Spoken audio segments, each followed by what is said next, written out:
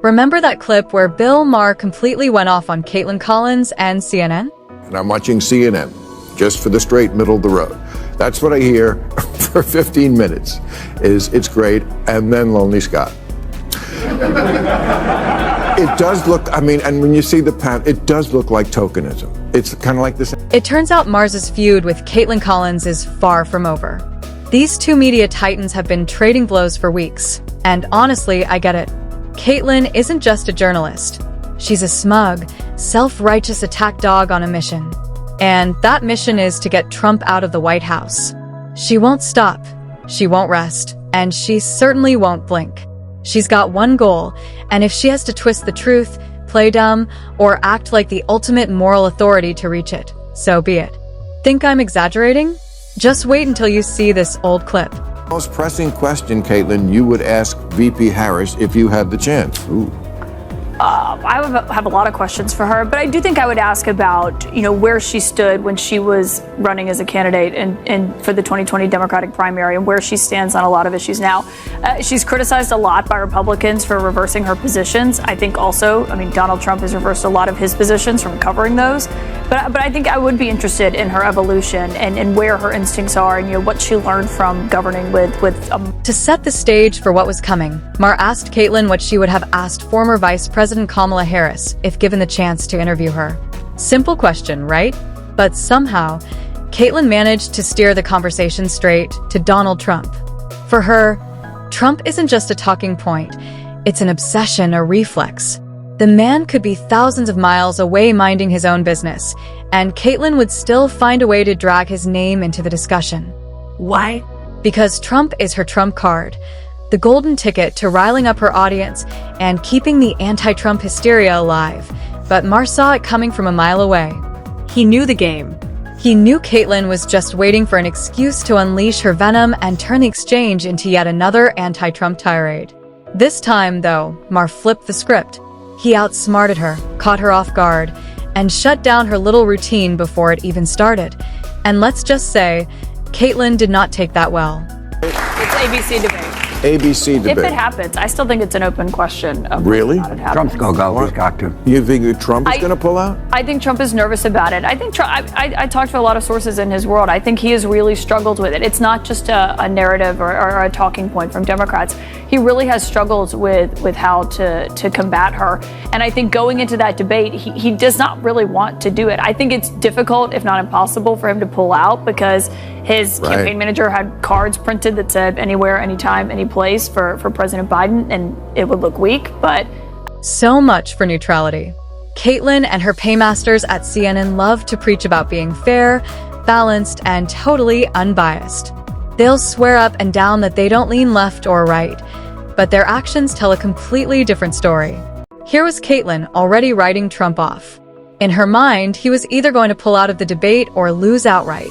Not based on facts, not based on strategy, but on pure, unfiltered wishful thinking. She didn't even give him a fighting chance in the presidential race.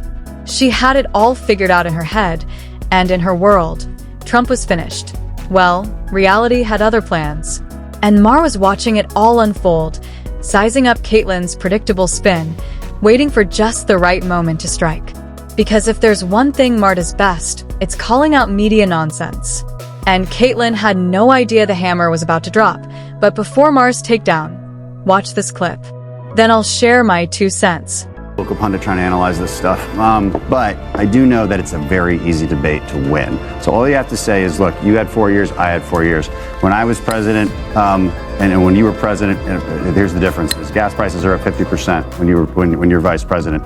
Electricity prices up 30%. Grocery up 22%. The list keeps going. Taxes were lower under Trump. They raised them under Biden and Harris. Regulations were lower under Trump. They raised them under Biden and Harris. Immigration numbers way down. They actually tried to stop the problem.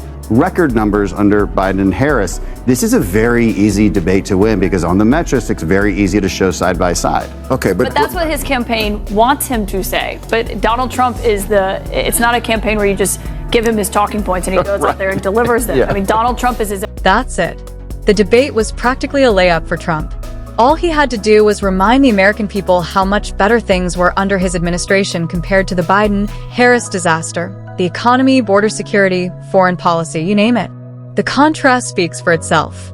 So why on earth would Trump back out? What was Kaitlan even talking about? It's almost like she couldn't fathom the idea of Trump walking onto that debate stage and completely dominating. So, she built an alternate reality where he would either run scared or self-destruct.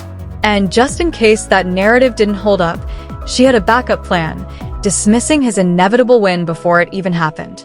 She rained on the parade before the balloons could even go up, confidently declaring that Trump would still lose because he'd go off script. No proof. No logic, just pure, recycled anti-Trump talking points. It wasn't analysis, it was damage control. She knew what was coming, and so did March. And he was loving every second of it. Here's the truth. Kaitlan and her CNN cronies refuse to admit that Trump doesn't need a script. His entire political brand is built on authenticity, off-the-cuff remarks, raw confidence, and unfiltered energy. That's exactly why his supporters love him, and exactly why Kaitlan and the media elite despise him. He doesn't play by their rules, and he certainly doesn't need a teleprompter to win a debate. So when Kaitlan smugly dismissed Trump before he even stepped on stage, she wasn't just underestimating him, she was exposing her own bias. The same bias Maher was quietly watching, waiting for the perfect moment to call out. And when he finally did, let's just say Kaitlan wasn't ready for it. Show. And he said something like, you guys at CNN just report the news straight. And the crowd burst into laughter. Look, I'm on CNN now. I guess we're on it right now. I mean, they show this show the next night. I don't know how we get away with it with all the fucks, but they do. And all these dirty jokes. But I'm glad. And I'm a big rooter for CNN. But that tells you a lot, doesn't it? I mean, how do you guys think you are doing is in that arena of like, this is a terribly divided country. We're not only politicized, a lot of people just hate the other side. And CNN, in my view, should be the place where both sides can watch. How do you think you're doing with that? CNN is the place where both sides can watch. And I think, my show is evidence of that. We have lawmakers on from both parties. We'll have Elizabeth Warren on one night. We'll have Ted Cruz on. Nobody's buying that BS. Kaitlan, those so-called token appearances are nothing more than a weak attempt to make CNN look impartial. A quick guest spot here, a token conservative there. It's all just smoke and mirrors. Because when you actually look at the numbers, the bias is crystal clear. How can you claim neutrality when the ratio of Democrats and leftists to Republicans on a panel is 4-1? That's not balance. That's an echo chamber. A rigged game where one side dominates the conversation while the token conservative is there purely for optics, just enough to give CNN cover when they're called out for their obvious bias. And let's be honest, even when CNN does invite a conservative, it's rarely someone who truly represents the heart of the movement. Instead, they bring on Republicans who are either never-Trumpers, career establishment types, or people who agree with the left on most major issues. That way, CNN can pat itself on the back for fairness, while ensuring no real opposition disrupts their narrative. It's a tired old trick, and viewers see right through it. That's why CNN's ratings are circling the drain.